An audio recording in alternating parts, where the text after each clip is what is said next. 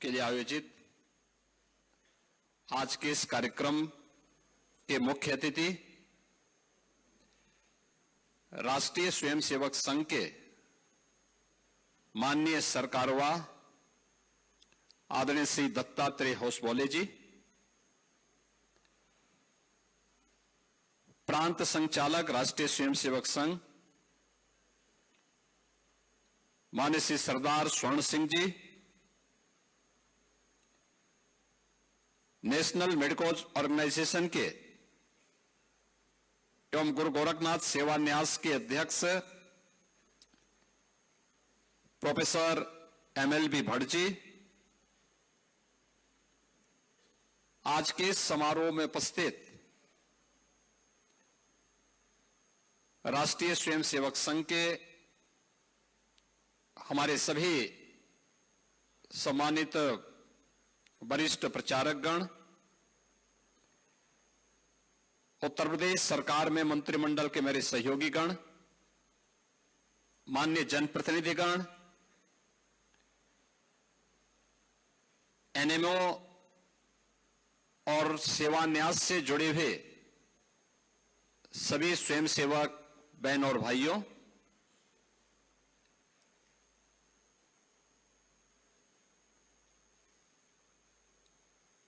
इस यात्रा की परिकल्पना और उसको सफलतापूर्वक संचालन करने के लिए मैं NMO के गोरक्ष प्रांत और अवध प्रांत के पदाधिकारियों के साथ ही गुरु गोरखनाथ सेवा न्यास से जुड़े हुए सभी पदाधिकारियों का हृदय से धन्यवाद करते हुए आज के इस समारोह में कार्यकर्ताओं के सम्मान के लिए प्रदेश की राजधानी लखनऊ में पधारे राष्ट्रीय स्वयंसेवक संघ के माननीय सरकारवाह आदरणीय दत्ता जी का हृदय से अभिनंदन करता हूं, स्वागत करता हूं।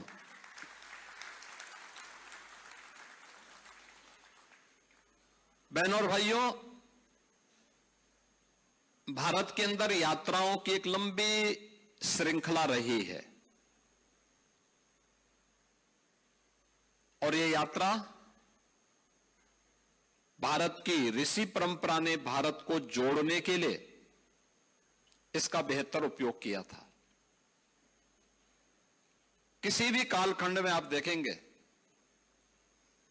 याद करिए केरल में जन्मे आदि शंकराचार्य ने देश को जोड़ने के लिए शंकर दिग्विजय यात्रा की थी। देश के अंदर अलग अलग क्षेत्रों में ये धार्मिक यात्राएं निकल करके लोगों की सुप्त चेतना को जागरूक करने, समाज को एकता के सूत्र में बांधने का कार्य प्राचीन काल से करती रही है। उनके सामने उस समय चुनौतियां थी, बाधाएं भी थी और अनेक प्रकार की चुनौतियों और विघ्न बाधाओं का सामना करते हुए भी वह यात्राएं निकलती थी। उत्तर से दक्षिण तक, पूरब से पश्चिम तक पूरा भारत आदिकाल से ही एक सांस्कृतिक इकाई के रूप में रहा है। लेकिन जब राजनीतिक इकाइयां अलग अलग भी रही होंगी, तब भी इन धार्मिक यात्राओं में कोई प्रतिबंध लगाने का कोई दुस्साहस नहीं करता था, क्योंकि ये भारत की सनातन आस्था के साथ जुड़ी हुई यात्राएं थी और इन्होंने सदैव समाज को एकजुट होकर एकता के सूत्र में बांधने का और अखिल भारतीय एकात्मता का संदेश सदैव दिया है। और मैं देख रहा हूं कि भारत और नेपाल के सीमावर्ती क्षेत्रों को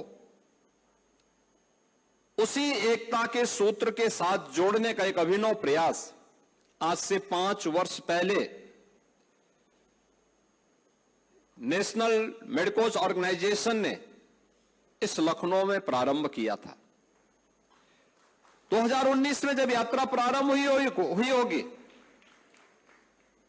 उस समय एक उत्साह था, लोगों में एक उमंग था कि कैसे होगा,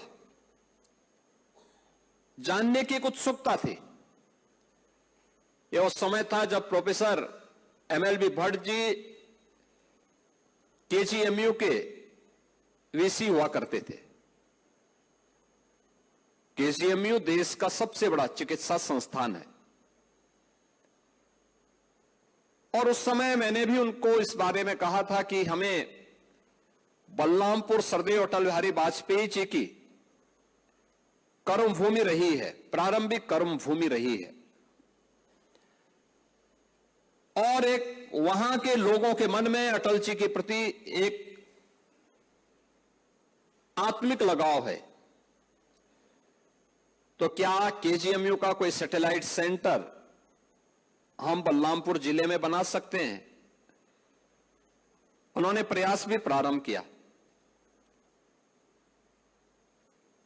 और उस दौरान जब बातें सामने आई बॉर्डर क्षेत्र की, वहां के लोगों की स्थितियों के बारे में, तो राष्ट्रीय स्वयंसेवक संघ के मार्गदर्शन में NMO ने इस यात्रा को महाराजगंज से लखीमपुर तक के इस विस्तृत भूभाग में निकालने का निर्णय लिया। यह वह क्षेत्र है जहां सीमावर्ती क्षेत्र में सीमा के प्रहरी के रूप में थारू जनजाति निवास करती है। थारू जनजाति दोनों ओर है, भारत में भी है और नेपाल की ओर भी है। साथ साथ एक तरफ उनकी गरीबी और बदहाली एक चुनौती, और दूसरी तरफ वहां पर बढ़ रहे कुछ नौधनाढ्य, यह भी अपने आप में एक चुनौती है, राष्ट्रीय सुरक्षा के लिए गंभीर चुनौती। बनटांगिया, आप आश्चर्य करेंगे, इस समाज के दबे कुचले वे लोग हैं जिन्हें कभी ब्रिटिश कालखंड में 1905 से लेकर के 1920 के बीच में इन्हें तराई के क्षेत्र में, महाराजगंज में, सिद्धार्थनगर में, बलरामपुर में, गोंडा में, बहराइच में, लखीमपुर खीरी में, गोरखपुर में और अन्य जनपदों में तराई के क्षेत्र में जंगल लगाने के लिए ब्रिटिशर ने उन्हें वहां बसाया और कहा कि तुम जंगल लगाओ, इसकी सुरक्षा करो, तुम्हें कोई मानदेय नहीं मिलेगा, लेकिन इतनी लैंड तुम्हें वहां पे खेती बाड़ी करने के लिए देंगे।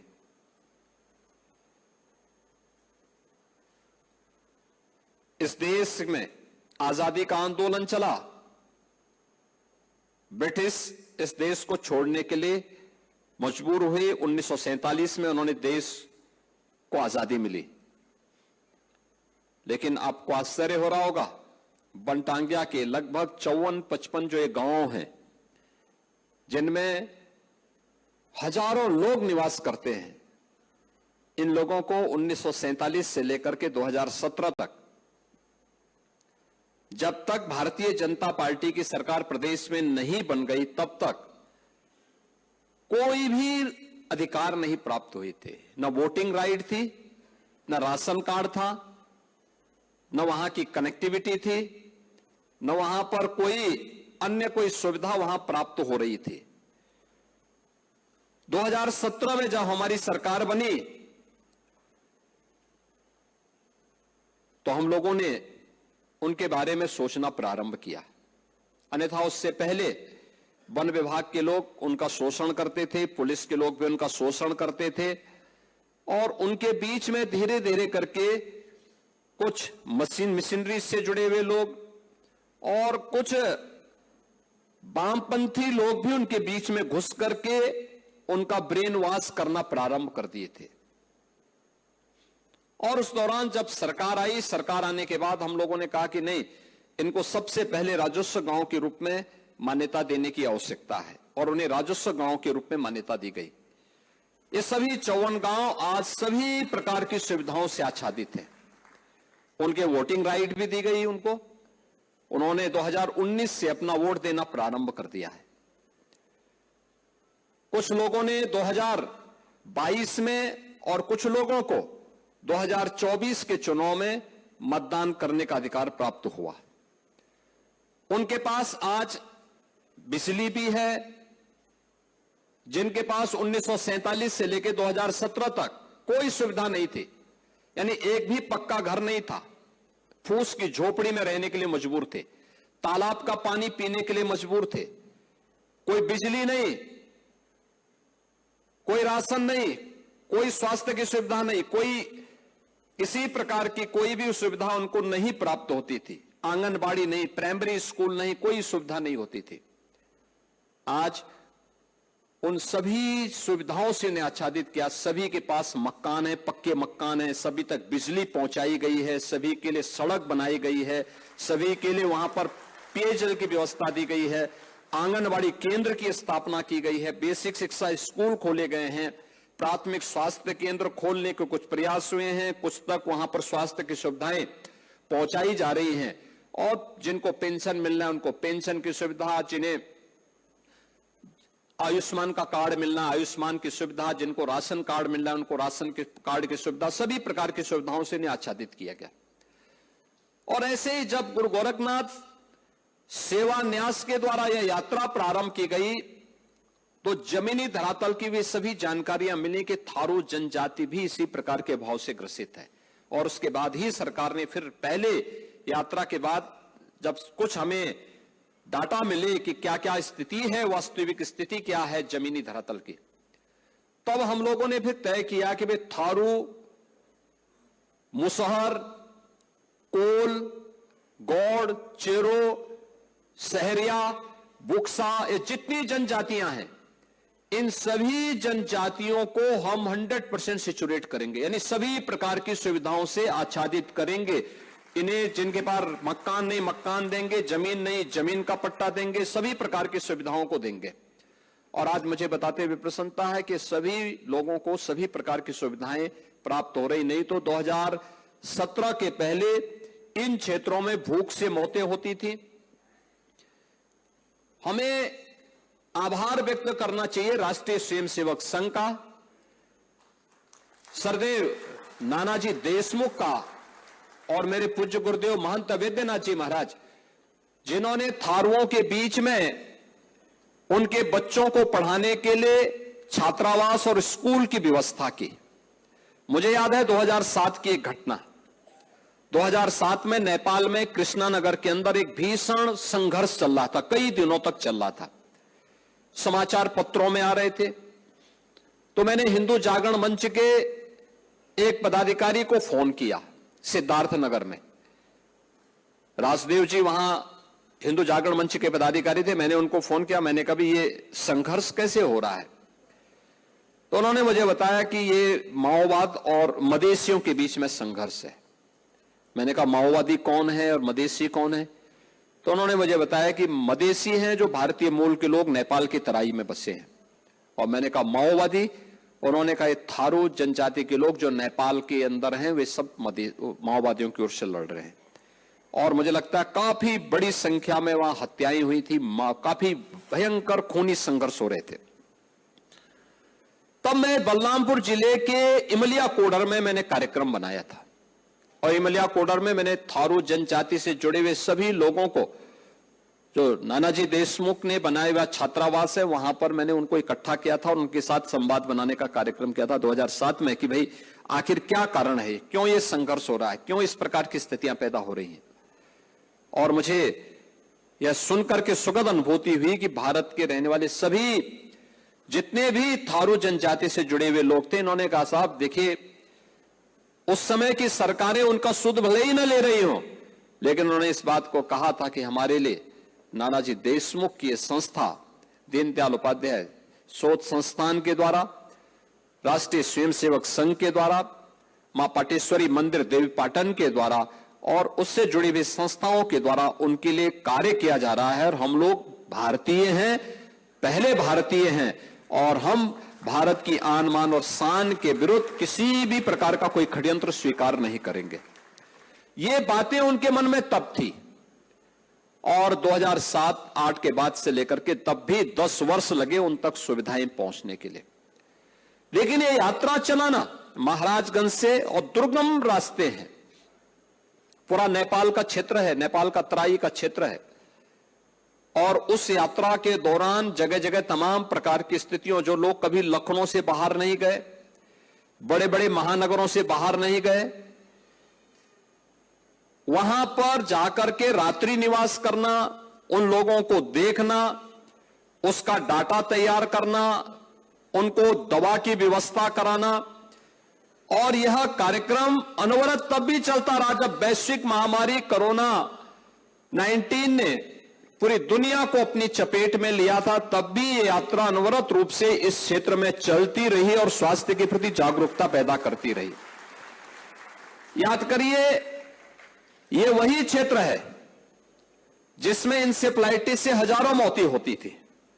इंसेफ्लाइटिस का कारण दो थे, एक गंदगी और दूसरा स्वास्थ्य के प्रति जागरूक न होना। यात्रा ने स्वास्थ्य के प्रति जागरूक उन्हें बनाया कि भाई एक तो साफ और सुथरा वातावरण रखो, साफ सफाई रखो, स्नान करो, खान पान ठीक करो, बीमारी होती है उपचार करो। आप देखते होंगे इस प्रकार के परिवेश में ज्यादातर चर्म रोग होते हैं, स्किन से जुड़ी हुई तमाम डिजीज होती हैं। पौष्टिक आहार न मिलने के कारण ट्यूबरकुलोसिस की समस्याएं होती हैं। खान पान बहुत बार सही न होने के कारण बहुत सारी ऐसी विकृतियां आती हैं जिसका समय पे उपचार न होने पर वो असाध्य होती है। और एनएमओ के द्वारा जो एक प्रयास प्रारंभ हुआ, उसका परिणाम है कि आज लोग एक सुखद जीवन व्यतीत करने की दिशा में आगे बढ़े हैं और लोगों के मन में एक विश्वास जागा है। यह विश्वास न केवल राष्ट्रीय स्वयंसेवक संघ, न केवल एनएमओ के प्रति, बल्कि विश्वास जागृत हुआ है भारत और भारतीयता के प्रति भी।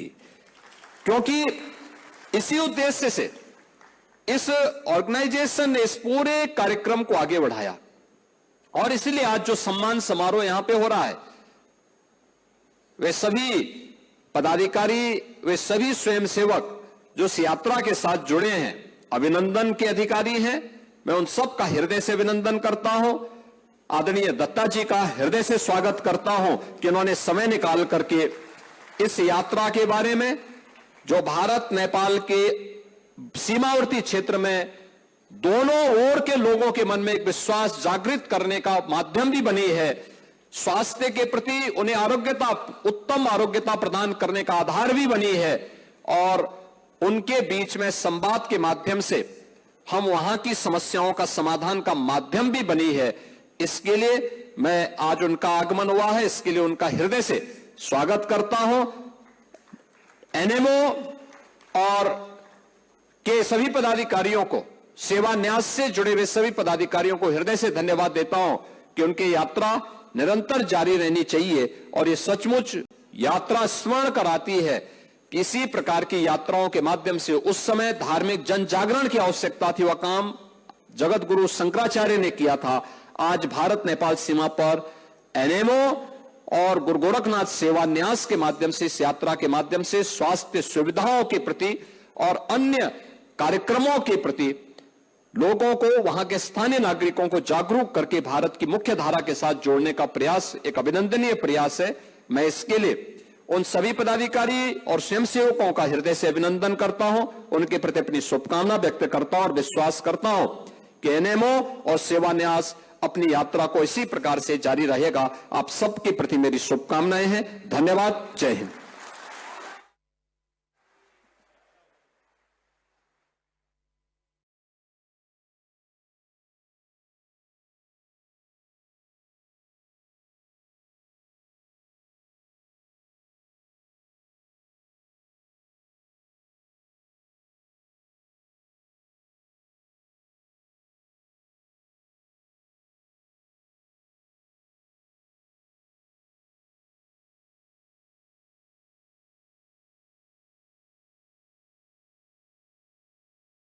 अभी आप सुन रहे थे मुख्यमंत्री योगी आदित्यनाथ को। मुख्यमंत्री योगी आदित्यनाथ ने कई विषयों पर फोकस किया। ये तस्वीर आप राजधानी लखनऊ की तस्वीर आप देख पा रहे हैं।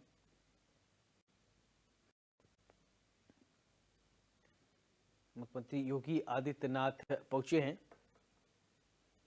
कार्यक्रम में। तो ये यात्राएं देश को एकता के सूत्र में बांधती हैं। भारत में यात्रा को लेकर मुख्यमंत्री योगी आदित्यनाथ ने कई विषयों पर प्रकाश डाला है।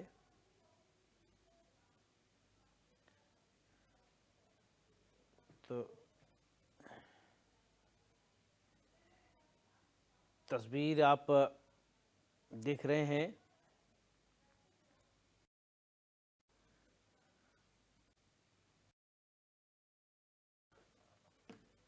सीएम योगी आदित्यनाथ की बड़ी बातें, ये यात्राएं देश को एकता के सूत्र में बांधती हैं। मुख्यमंत्री योगी आदित्यनाथ ने अपने संबोधन में ये बातें कही।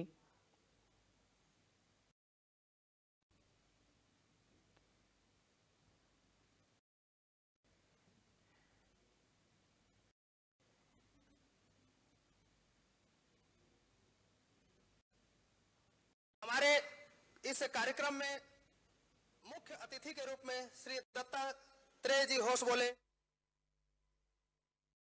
कंसुल जी जिला प्रचार प्रमुख जो कि अनुदेशक है, इन सबका मैं हार्दिक स्वागत करता हूं। आप लोग अपने स्थान पर ही बैठे रहें। इसी श्रेणी को आगे बढ़ाते हुए मैं नानपारा से जो एनएमओ के कार्यकारी अध्यक्ष डॉक्टर शिवेंद्र ठाकुर जी हैं, मैं उनका आभार प्रकट करता हूं। योगेंद्र मौर्य जी लगातार आ रहे हैं, एक बुलावे पर आते हैं, जो कि सीमा जागरण मंच से जुड़े हैं, उनका आभार प्रकट करता हूं। गिरजापति जी रिटायर्ड शिक्षक खंड संघ चालक, बाल मुकुंद जी प्रधानाचार्य विद्या भारती, कृष्णचंद्र पाठक रिटायर्ड रेलवे खंड संघ चालक, आशीष जी जो कि व्यवसायी हैं, सहखंड कार्यवाह हैं, हुकुम चंद्र जी जो कि कृषक हैं और उसके साथ हमारे जिला मार्ग प्रमुख हैं, श्री मनोज थारू जी कृषक हैं और जिला महामंत्री हैं थारू समाज के। इनके लिए विशेष तालियां होनी चाहिए।